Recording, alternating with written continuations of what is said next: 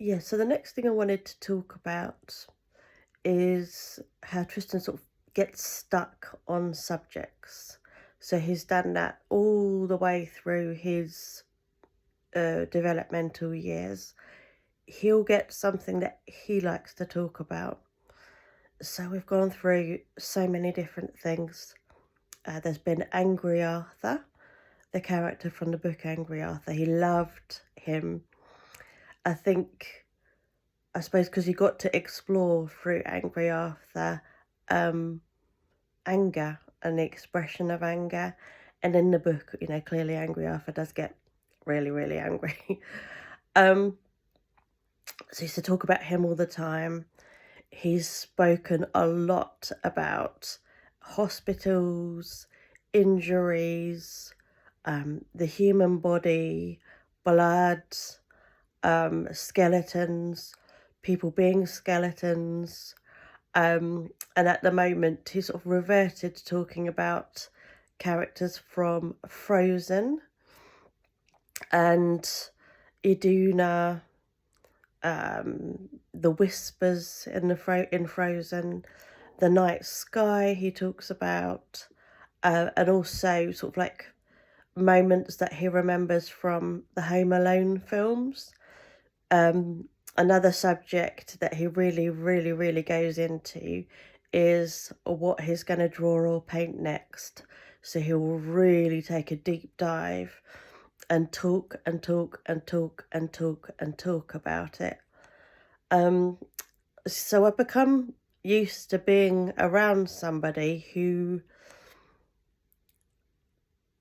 sort of, I don't know, just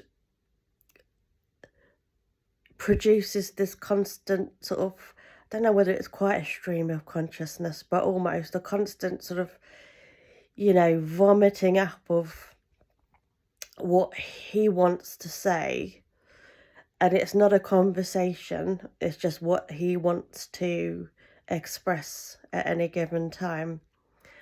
And as the vessel in this scenario, I cope with that in different ways. So sometimes I think about other stuff I need to do. So, oh yeah, I've got to, this needs to go to the tip. I've got to do this for shopping, da da da da. And sometimes I'm running through my to-do list of the everyday. Other times I try to see it as a good opportunity for me to become centered whilst he's doing that. And I view myself as sort of uh, assisting with easing this process with Tristan. So I will go into like a really, really relaxed sort of mindset for myself. I go into that zone and I will let all of this pass through and pass us by. And whilst he's talking, I'll imagine him starting to feel calmer. And that has been helpful from time to time. But clearly, this kind of single track talking, like I said, it's not a conversation, it's very much on his terms.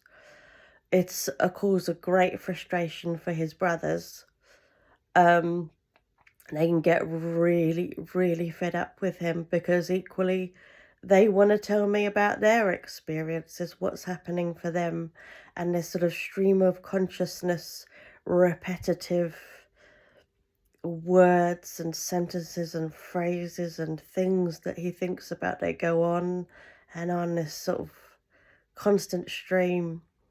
And so at times they've gotten really, really angry with him. So to this day, I have to, uh, very often before we set out, even for a walk, I will have agreed with them who's talking when, and even agree things like, we're going to walk to this road or this lamppost, that distance is you, and then you're next, and you're next, and I'll let them each talk in that way.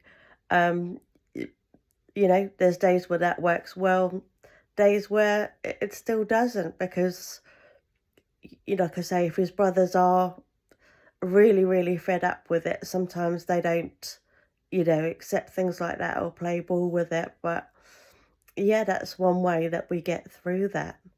Um, yeah, but that repetitive nature of things, um, it's a lot.